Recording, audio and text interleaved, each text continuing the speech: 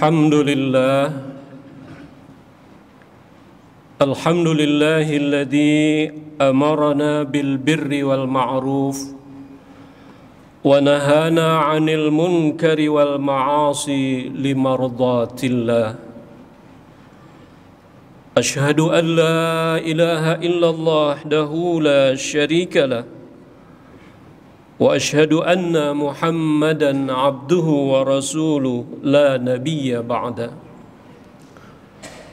اللهم صل وسلم وبارك على سيدنا محمد وعلى آله وصحبه ومن والاه لا حول ولا قوة إلا بالله. أما بعد فيا عباد الله أوصيكم ونفسي بتقوى الله فقد فاز من اتقى. Hadirin sidang Jumat rahimakumullah, jamaah masjid yang insya Allah kita semua diridhai dan diberkahi oleh Allah Subhanahu wa ta'ala.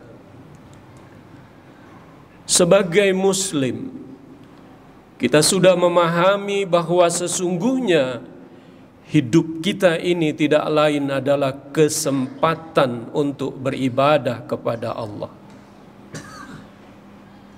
Wa ma khalaqtul jinna wal insa illa liya'budun.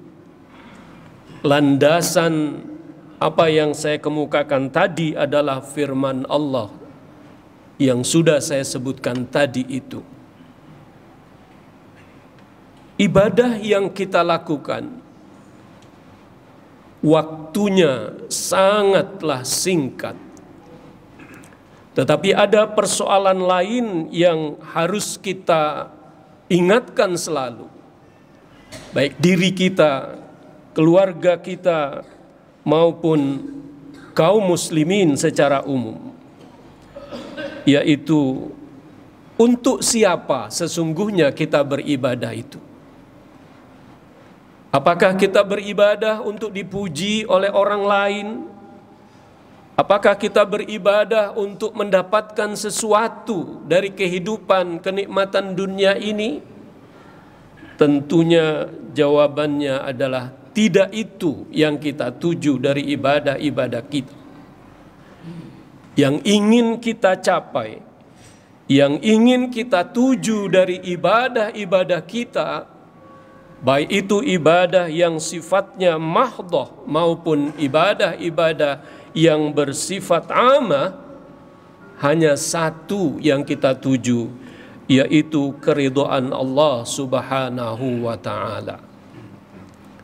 Hanya ridha Allah yang kita tuju, hanya ridha Allah yang kita harapkan dari pelaksanaan ibadah kita yang kita lakukan dalam kehidupan di dunia ini.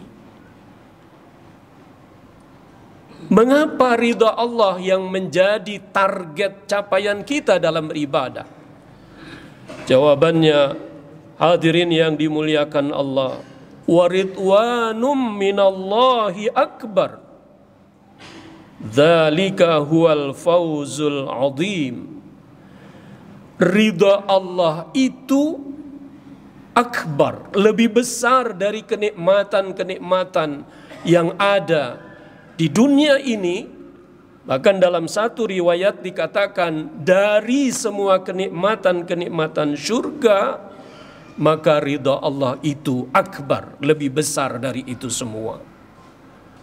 Oleh karena itu hadirin yang dimuliakan Allah, penting untuk selalu kita ingatkan diri kita, penting untuk selalu kita ingatkan keluarga kita, saudara-saudara kita, bahwa sesungguhnya keridhaan Allah itu adalah sesuatu yang sangat bermakna bagi kita. Hadirin, apa sesungguhnya ridha Allah itu? Bagaimana cara kita untuk mendapatkan ridha Allah tersebut? Hadirin yang dimuliakan Allah, jika kita ambil secara etimologi, dalam bahasa Arab, ridha itu berasal dari kata radhiya, yardha ridhan. Tetapi kalau kita tilik dari Kamus Besar Bahasa Indonesia, maka secara etimologi makna ridha Allah itu adalah rela, suka, senang, berkenan, dan ada satu hal lagi yang penting di balik makna kata ridha itu adalah rahmat. Jadi kalau kita gabungkan ridha Allah, artinya seorang hamba yang sudah mendapatkan ridha Allah, maka Allah sudah rela kepada hambanya itu. Allah suka, Allah senang, Allah sangat berkenan apapun yang Dia inginkan, dan Allah akan selalu mencurahkan rahmatnya kepada orang-orang yang sudah diridhoi oleh Allah Subhanahu wa ta'ala. Hadirin yang dimuliakan Allah Subhanahu wa ta'ala, bagaimana cara kita untuk selalu mendapatkan ridha Allah itu? Prinsip dari untuk mendapatkan ridha Allah adalah kalau kita menginginkan keridhaan Allah, maka yang harus kita lakukan, kita harus ridho terhadap apa yang sudah Allah tetapkan. Seorang hamba Allah yang selalu ingin mencapai keridhaan Allah, maka terlebih dahulu dia rela, dia suka, dia senang dengan apa yang Allah sudah tetapkan di dalam syariat-syariatnya. Dia merasa tidak ada paksaan, apa yang Allah sudah perintahkan, apa yang sudah Allah tetapkan itu selalu dengan penuh kesenangan, dengan penuh kerelaan dia laksanakan semua itu. Maka hamba-hamba Allah yang demikian ini, dia akan bisa mengetahui bagaimana caranya dia mendapatkan ridha Allah Subhanahu wa ta'ala. Hadirin, cara untuk mendapatkan ridha Allah tentunya yang pertama, kita harus beribadah kepada Allah hanya satu yang kita tuju, Allah, tanpa kita menyekutukan dengan apapun di dalam pelaksanaan ibadah kita itu. Karena di dalam salah satu hadis Rasulullah yang diriwayatkan oleh Imam Muslim dikatakan, innallaha yardha lakum thalathan. Ada 3 hal yang Allah ridha kepada hambanya manakala itu dilakukan. Salah satunya adalah anta'buduhu wa la tusyriku bihi syai'an. Engkau menyembah kepada Allah tetapi harus wala tusyriku bihi syai'an, dan jangan sekali-kali menyekutukan Allah di dalam engkau melaksanakan peribadatan itu. Sejalan dengan firman Allah yang tertera di dalam surat An-Nisa ayat 36, wa'budullaha wa la tusyriku bihi syai'an. Sembahlah Allah, beribadahlah kepada Allah, dan jangan sekali-kali di dalam melaksanakan ibadah kepada Allah ada sesuatu yang kita tuju. Kalau kita ingin dipuji oleh manusia di dalam melaksanakan ibadah, berarti kita beribadah ada sesuatu di luar Allah yang kita ingin tuju. Itu yang tidak bisa Allah memberikan ridhonya manakala hambanya melakukan yang demikian. Anta'buduhu wa la tusyriku bihi syai'a. Wa'budullaha wa la tusyriku bihi syai'a. Beribadah kepada Allah dan tidak sekali-kali dalam peribadatan kita itu kita menyekutukan Allah. Hadis tadi di atas dilanjutkan, yang kedua sesudah kita menyembah Allah tanpa menyekutukannya adalah berpegang teguh kepada agama Allah. Dan jangan sekali-kali kita umat Islam, kita orang-orang yang beriman bercerai-berai. Wa an ta'tasimu bihablillahi jami'an wa la tafarraqu.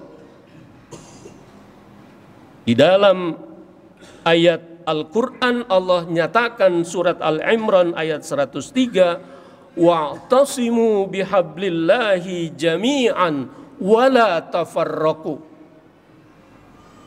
Orang-orang yang berpegang teguh dengan agama Allah, al-Islam, dengan kuat, dengan penuh keyakinan, dengan penuh konsekuensi, tanggung jawab, maka inilah orang-orang yang akan mendapat ridha Allah. Wala tafarraqu, dan dia tidak pernah bercerai-berai dengan sesama saudaranya. Alangkah ruginya jika umat Islam hanya persoalan dunia semata, perbedaan partai politika, perbedaan hal-hal yang lainkah, sehingga akhirnya tidak bersatu, maka orang yang demikian ini tidak akan mendapat ridha Allah Subhanahu wa ta'ala. Beribadah kepada Allah tanpa menyekutukannya adalah cara mendapat ridha Allah. Berpegang kepada agama Allah dengan sekuat-kuatnya dan tidak bercerai-berai, itu kita akan mendapatkan ridha dari Allah Subhanahu wa ta'ala. Lalu yang ketiga, hadirin, untuk melengkapi dari apa yang Allah sudah syariatkan di dalam Al-Quran itu, maka kita harus memperkuat kesetiaan kita kepada Rasulullah Sallallahu Alaihi Wasallam dan juga mengikuti sepak terjang para sahabat, para tabi'in, para tabi'at tabi'in, dan para ulama-ulama salafus saleh. Di dalam Al-Quran, tepatnya dalam surat Al-Fat ayat 18, Allah menggambarkan betapa pada saat itu para sahabat melakukan janji setia kepada Rasulullah untuk mengikuti apa yang diajarkan, apa yang sudah dicontohkan oleh Rasulullah SAW. Laqad radiyallahu 'anil mu'minina idh yubayi'unaka tahta asy-syajarah fa'alima ma fi qulubihim al-ayah. Sungguh Allah benar-benar ridha kepada setiap hambanya yang beriman yang sudah melakukan janji setia kepada Rasulullah Sallallahu Alaihi Wasallam dan mengikuti apa yang sudah dilakukan oleh para sahabat, oleh para tabi'in, sebagaimana dijelaskan oleh Allah dalam surat At-Taubah ayat 100. Was-sabiqunal awwaluna minal muhajirin wal ansar walladzina yattabi'uhum bi ihsanin radhiyallahu anhum wa radu'an.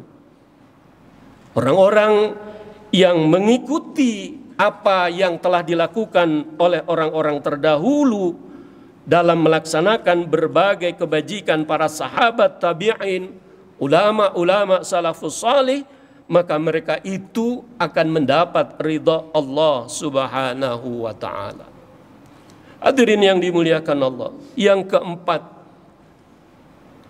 Allah akan mencurahkan keridhaannya, Allah akan memberikan keridhaannya kepada setiap hamba-hambanya yang beriman dan beramal saleh.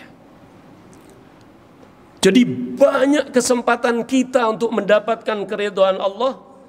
Amal soleh itu di berbagai sektor bisa kita lakukan.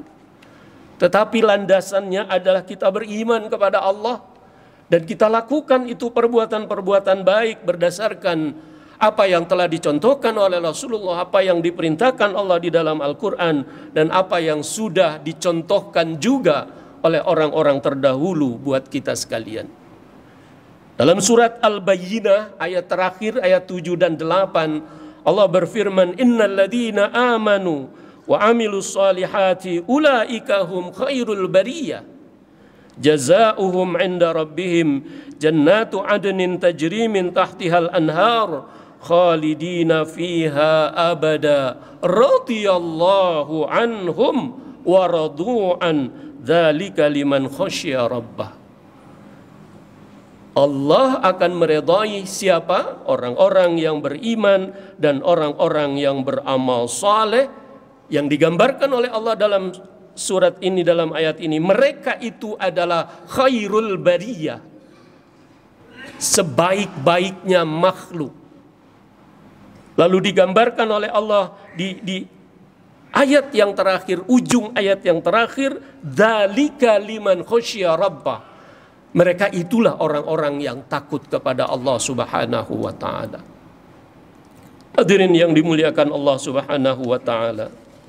Yang berikut yang bisa kita mendapatkan keridhaan Allah adalah kita berkurban. Karena tadi prinsipnya apabila kita rela, kita senang, maka kita harus berkenan. Apabila Allah perintahkan kita untuk berinfak di jalan Allah, apabila kita diperintahkan untuk berkurban di jalan Allah, maka itu kita lakukan. Dan ini dengan tegas Allah katakan, wa minan nasi may yashri nafsahu ibtigha'a mardatillah. Ada di antara manusia orang-orang yang tahu rahasianya, maka dia mengorbankan dirinya. Untuk apa? Untuk mendapatkan keridhaan Allah. Di dalam ayat yang lain, pengorbanan itu bisa dalam bentuk wa mathalul ladzina yunfiquna amwalahum ibtigha'a mardatillah. Perumpamaan dari orang-orang yang ingin mendapatkan ridha Allah dengan berkurban, yaitu dia menafkahkan sebagian hartanya. Untuk apa? Bukan untuk dipuji oleh orang, bukan untuk mendapatkan keuntungan dunia, tetapi ibtigha'a mardatillah, yang dia tuju hanya satu, yaitu keridhaan Allah Subhanahu wa taala. Hadirin yang dimuliakan Allah, ada hal kecil yang mungkin kita tidak menyadari bahwa itu sesungguhnya ladang untuk mendapatkan keridhaan Allah, yaitu senantiasa bersyukur atas karunia nikmat yang sudah Allah berikan kepada kita. Rasulullah SAW bersabda, innallaha la yarda 'anil 'abdi ayyakula al-aklah fayahmadahu 'alaiha aw yashrab syarbah fayahmadahu 'alaiha.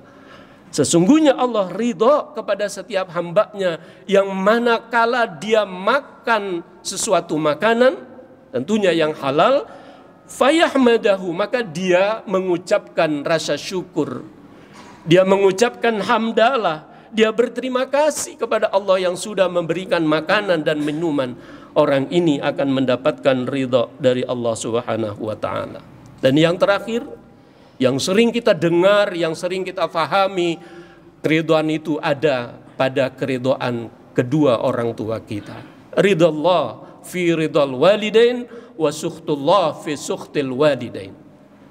Keridhaan Allah sangat tergantung kepada keridhaan dua orang tua kita, dan murkanya Allah terletak pada murka kedua orang tua kita.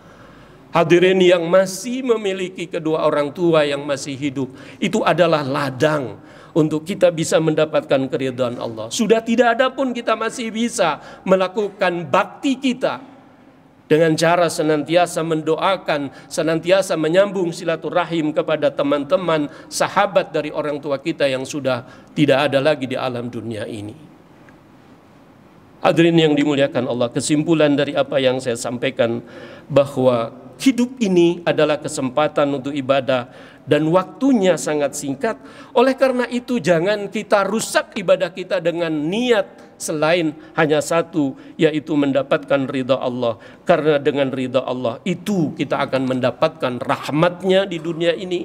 Dengan ridha itu kita akan mendapatkan taufik hidayah, kita akan mendapatkan ma'unah, kita akan mendapatkan keberkahan di dalam kehidupan ini. Oleh karenanya hadirin, segera kita cari apa yang bisa untuk mendapatkan ridha Allah Subhanahu wa taala. Barakallahu li wa lakum fil Qur'anil azim wa nafa'ani wa iyyakum minal ayati wa dzikril hakim wa qur rabbi ighfir warham wa anta arhamur rahimin.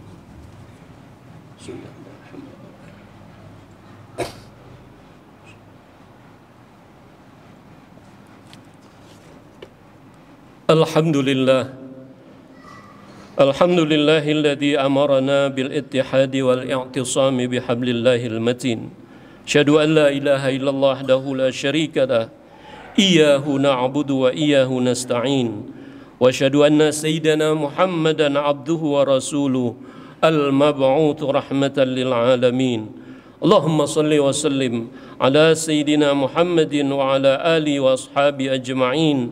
Amma ba'du fa ya ibadallah ittaqullaha mastata'tum wasari'u ila maghfirati rabbil alamin wasari'u ila mardatillah wa'lamu anna Allah subhanahu wa ta'ala amarakum bi amrin bada'a fi bi nafsi wa thanna bi malaikatil musabbihati bi qudsi faqala ta'ala fi kitabihil azim inna Allaha wa malaikatahu yusalluna 'alan nabi يا أيها الذين آمنوا صلوا عليه وسلموا تسليما اللهم صل وسلم وبارك على سيدنا محمد سيد المرسلين وعلى آله وأصحابه وقرابته وأزواجه وذريته أجمعين وارض اللهم على أربعة الخلفاء الراشدين أبي بكر وعمر وعثمان وعلي وعلى بقية الصحابة والتابعين وتابعي التابعين